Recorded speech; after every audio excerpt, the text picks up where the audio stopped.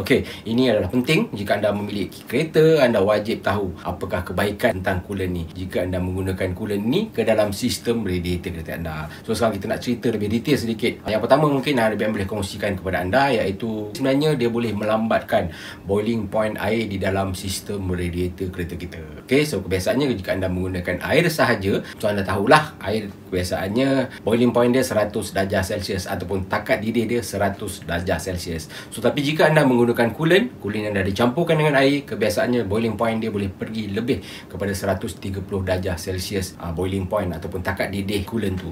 Okey, sebab apa penting takat didih ni untuk sistem radiator kereta anda? Sebab kebiasaannya kipas radiator kereta anda dia akan berpusing. Kebiasaannya lah pada 98 darjah Celsius baru dia start berpusing. Dekat situ anda dapat lihat hanya 2 degree saja yang membezakan sama ada dia nak mendidih ataupun tidak. Sebab itu anda wajib menggunakan coolant sebab coolant boleh melambatkan lagi boiling point tu. Kebiasaannya 130 contoh dia. Okey, dia tidak mendidih lagi. Maknanya allowance tu besar. Kalau anda gunakan air saja, anda hanya ada 2 degree ataupun 3 degree Celsius saja sebelum air tu mendidih. Sebab itu jika anda menggunakan coolant, itulah sebenarnya yang dapat menyelamatkan anda daripada boiling point air tu mendidih begitu cepat.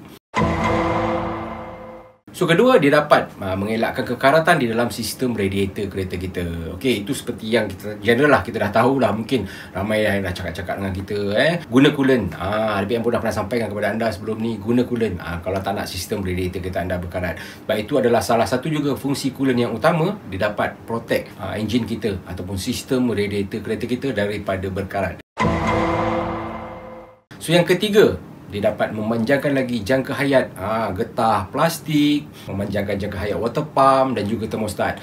Getah ni kebiasaannya lah hos-hos radiator tu, sebab di dalam coolant dia ada aditif special seperti lubricant dan juga dia ada moisturizer, dia boleh melembabkan segala komponen-komponen ataupun part-parts plastik ataupun getah tu.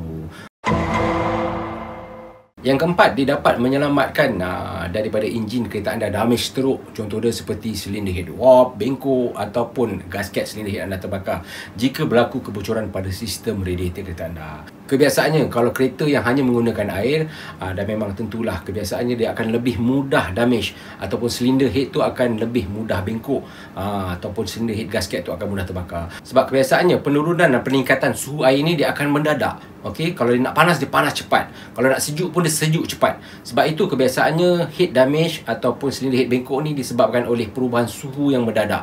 Sebab itu kalau anda menggunakan coolant sebaliknya pula. Kebiasaannya penurunan ataupun peningkatan suhu tu dia secara progresif. Kalau dia nak panas pun lambat dan juga dia nak sejuk pun lambat. Sebab itu kebiasaannya kalau kereta yang menggunakan coolant ataupun enjin yang menggunakan coolant ni, kalau berlaku kebocoran pada sistem radiator tu, still boleh save lagi. Jarang kereta-kereta yang menggunakan coolant ni enjin tu akan teruk, akan overheat teruk. Contoh dia silinder head warp ataupun bengkok ni.